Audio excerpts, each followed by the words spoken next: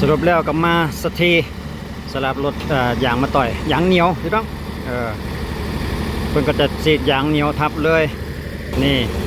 วิชาการเกี่ยวกับการยางสหายโดมาแล้วสูตรเก่าสูตรเดิมพี่น้องฉีดยางกันซึมแล้วก็พักอยู่ประมาณ2 ชั่วโมงแล้วก็ต่อด้วยยางเหนียวโอ้โหยางคนพี่น้องเข้มข้นที่ว่ายางคนชุดนี้นะยางเหนียวถือว่าได้เรื่องโอเคชุดนี้หลังจากนั้นกับทีมงานไอ้น้องเขาย้ายหินมาเลยได้ใจแต่ว่าหินชุดนี้ข่าวดีเถอะหินนี่นะเป็นสั้นทำอิฐพี่น้องราดยางสั้นทำอิฐสั้นที่1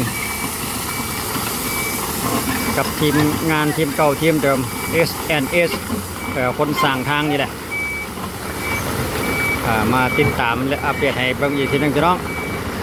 การเร่งรัดพัฒนาอยู่สปป.ลาวในปัจจุบันช่วงท้ายเดือนสิงหาปี